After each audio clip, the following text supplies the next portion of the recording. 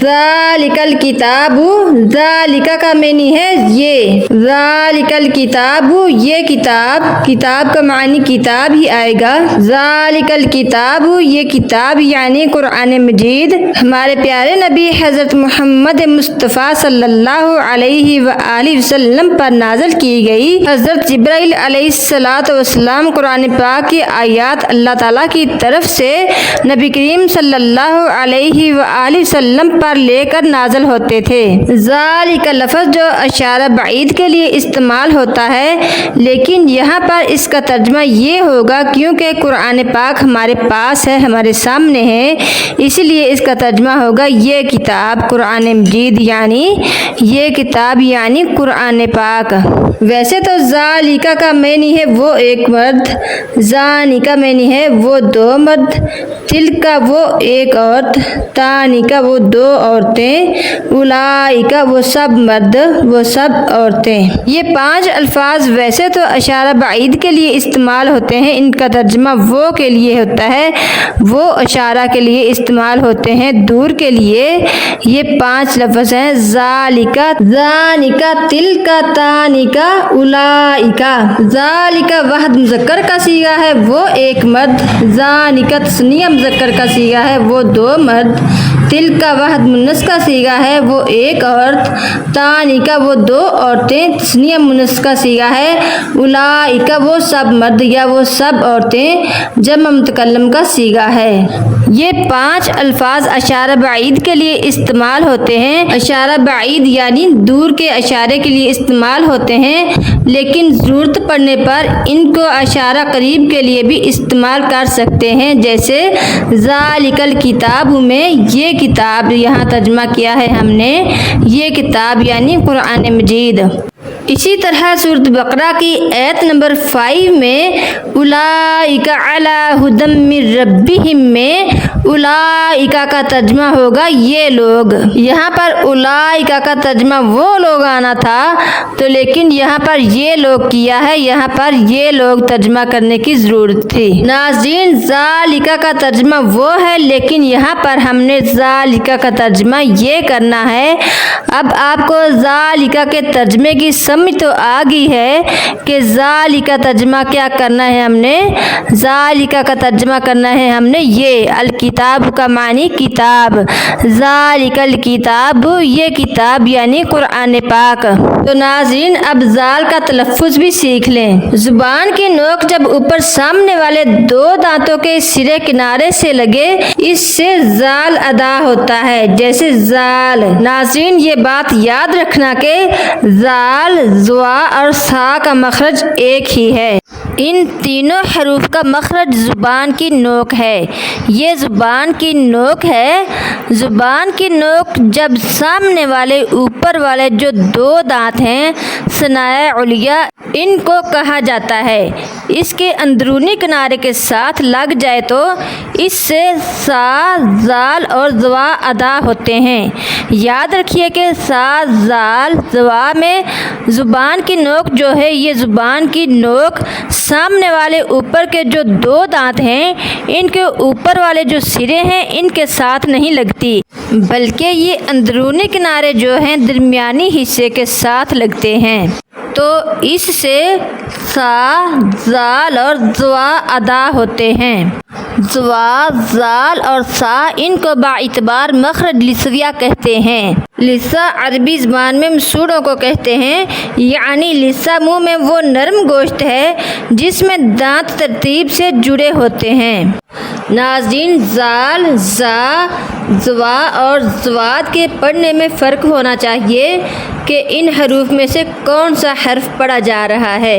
اگر ان 4 حروف کو بغیر تجوید کے پڑھا جائے تو ان کی آوازیں آپس میں مل جاتی ہیں، تو اس لیے ناظرین ان حروف کو اچھی طرح سمجھ کر تجوید کے ساتھ پڑھنا چاہیے۔ ناظرین ذالک میں جو زال ہے اس کو 5 الف کے برابر کھینچ کر پڑھنا ہے، جبکہ سا اور زوا کو 1 الف کے برابر کھینچ کر پڑھنا ہے۔ ذالک الکتاب یہ کتاب، لا ریب نہیں شک فیہ بیچ اس کے یا اس میں، اس کتاب میں یعنی اس کے سچے ہونے میں اللہ تعالیٰ کی طرف سے کوئی شک نہیں ہے۔ ناظرین، یہ پہلے بھی ویڈیوز میں آپ کو بتا چکی ہوں کہ جو لام الف لا ہے نا، اس کو کھینچ کر پڑھنا ہے، لا ریب فیہ، تو اس کا ترجمہ ہوگا کہ اس کتاب میں کوئی شک نہیں ہے۔ اگر اس کو کھینچ کر نہ پڑھا تو اس کا ترجمہ البتہ ہو جاتا ہے، جیسے لقد خلقنا الانسان، البتہ تحقیق ہم نے انسان کو پیدا کیا۔ تو ناظرین، یہاں پر لام الف لا کا ترجمہ ہے نہیں، لا نہیں، ریب شک، فی ہی بیچ اس کے یا اس میں، فی کا معنی بیچ آئے گا یا میں آئے گا، ہی ضمیر قرآن پاک کی طرف لوٹ رہی ہے، یعنی اس قرآن مجید کے نازل ہونے میں کوئی شک نہیں ہے۔ ذالک الکتاب لا ریب فیہ، یہ کتاب نہیں شک بیچ اس کے، اس کتاب میں یعنی اس کے سچے ہونے میں اللہ تعالیٰ کی طرف سے ہے، کوئی شک نہیں ہے۔ ذالک الکتاب لا ریب فیہ، اب اتنی آیت مبارکہ کی تشریح بھی سن لیں۔ قرآن مجید کے جہاں اور بہت سے نام ہیں، وہاں اس کا ایک نام الکتاب بھی ہے، یعنی وہ آخری کتاب جس کے نزول کی کتب سابقہ میں انبیاء کی زبان پر خبر دی گئی ہے۔ گویا ذالک الکتاب فرما کر یہود مدینہ کی تردید کی ہے جو اس کے آخری کتاب ہونے کے منکر ہیں۔ آگے ہے ھدی للمتقین، ہدن کا معنی ہے راہ دکھاتی ہے، لی کا معنی واسطے یا لیے ہے، متقین پرہیزگاروں کے، ھدی للمتقین راہ دکھاتی ہے واسطے پرہیزگاروں کے، ڈرنے والوں کو رستہ بتاتی ہے۔ اس آیت مبارکہ کی تشریح یہ ہے، ہدایت کے ایک معنی تو رہنمائی اور ارشاد کے ہیں، اس اعتبار سے تو قرآن پاک ھدی للناس ہے، اور دوسرے معنی تائید اور توفیق کے ہیں، یعنی ہدایت سے فیض یاب ہونا۔ اسی اعتبار سے قرآن مجید کو ھدی للمتقین فرمایا ہے۔ سورۃ قصص میں اللہ رب العزت نے فرمایا ہے، انک لا تہدی من احببت ولکن اللہ یہدی من یشاء وہو اعلم بالمہتدین۔ اے پیغمبر صلی اللہ علیہ وآلہ وسلم، تو جس کو چاہے اس کو راہ پر نہیں لگا سکتا، یہ اللہ تعالیٰ کا کام ہے، وہ جس کو چاہتا ہے راہ پر لاتا ہے، اور وہ خوب جانتا ہے کون راہ پر آنے کے لائق ہے۔ ناظرین، صحیحین کی روایت ہے اور اس بارے میں تمام مفسرین کا اتفاق ہے کہ یہ آیت نبی کریم صلی اللہ علیہ وآلہ وسلم کے چچا ابو طالب کے بارے میں نازل ہوئی۔ ابو طالب نے نبی کریم صلی اللہ علیہ وآلہ وسلم کی ہمیشہ پشت پناہی کی، لیکن ایمان نہ لایا۔ جب اس کا آخری وقت آیا تو نبی کریم صلی اللہ علیہ وآلہ وسلم نے اپنی حد تک پوری کوشش فرمائی کہ وہ زبان سے توحید اور رسالت کا اقرار کر لے تاکہ اس کا خاتمہ ایمان پر ہو، لیکن چونکہ اللہ تعالیٰ نے اس کی قسمت میں ایمان نہیں رکھا تھا، اس لیے اس نے ملت عبد المطلب پر ہی جان دینے کو ترجیح دی۔ اس پر یہ آیت مبارکہ نازل ہوئی، لیکن اصولی طور پر اس آیت مبارکہ کا حکم عام ہے اور اس میں ہر وہ شخص شامل ہے جس کے متعلق نبی کریم صلی اللہ علیہ وآلہ وسلم کی خواہش تھی کہ وہ ایمان لے آئے، مگر اس نے کفر کی حالت ہی میں جان دینے کو ترجیح دی۔ سورۃ برات یعنی سورۃ توبہ کی آیت نمبر 113 میں ہے کہ سورۃ توبہ کی آیت نمبر 113 کا ترجمہ یہ ہے، پیغمبر صلی اللہ علیہ وآلہ وسلم کو نہیں چاہیے نہ ایمان والوں کو کہ مشرکوں کے لیے بخشش کی دعا مانگیں اگرچہ وہ ان کے رشتہ دار ہوں، جب ان کو یہ معلوم ہو گیا کہ وہ یعنی مشرک دوزخی ہیں۔ اس آیت مبارکہ کی تشریح یہ ہے کہ سورت کے ابتدا سے لے کر یہاں تک مشرکین اور منافقین سے کلی طور پر اظہار برات کا حکم دیا ہے۔ اب یہاں پر بتایا کہ جس طرح ان کے زندوں سے لا تعلقی کا اظہار ضروری ہے، اسی طرح مردوں سے برات کا اظہار بھی لازم ہے، اور ان کے لیے استغفار جائز نہیں۔ اس اس ایت مبارکہ کے شان نزول کے بارے میں متعدد روایات ہیں۔ صحیحین میں حضرت سعید بن مسیب اپنے والد سے نقل کرتے ہیں کہ ابو طالب کی وفات کے وقت حضرت صلی اللہ علیہ وآلہ وسلم اس کے پاس تشریف لے گئے اور آپ صلی اللہ علیہ وآلہ وسلم نے فرمایا، چچا لا الہ الا اللہ کہہ دیجئے تاکہ میں قیامت کے دن اللہ تعالیٰ کے ہاں تیرے بارے میں کچھ عرض کر سکوں۔ ابو جہل اور ابن امیہ بھی پاس بیٹھے تھے۔ وہ کہنے لگے، ابو طالب کیا تو عبد المطلب کے دین سے منہ موڑ رہا ہے؟ نبی کریم صلی اللہ علیہ وآلہ وسلم تلقین کرتے رہے اور کافر اپنی بات دہراتے رہے۔ آخرکار مرتے وقت ابو طالب علی ملت عبد المطلب کہہ کر مر گیا۔ نبی کریم صلی اللہ علیہ وآلہ وسلم نے فرمایا، میں تیرے لیے اس وقت تک مغفرت کی دعا کرتا رہوں گا جب تک مجھے اس سے منع نہ کر دیا جائے۔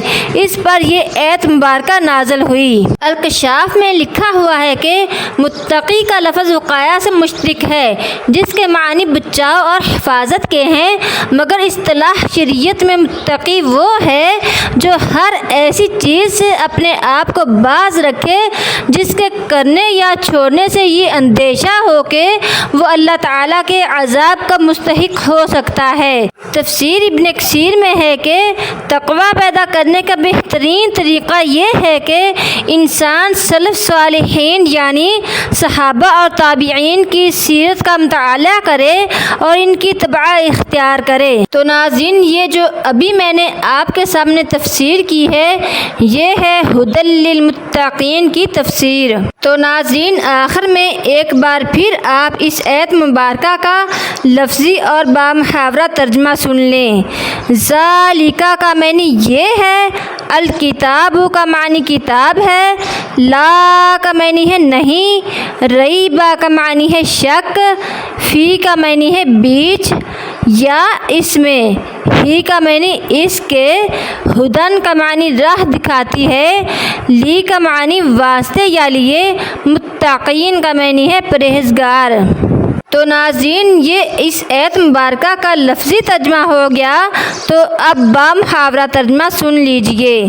اس کتاب میں یعنی اس کے سچے ہونے میں اللہ تعالیٰ کی طرف سے کوئی شک نہیں ہے، ڈرنے والوں کو رستہ بتاتی ہے۔ تو ناظرین، اب اس ایت مبارکہ کو قاری کی زبانی سن لیجئے۔ بسم اللہ الرحمن الرحیم، الف لام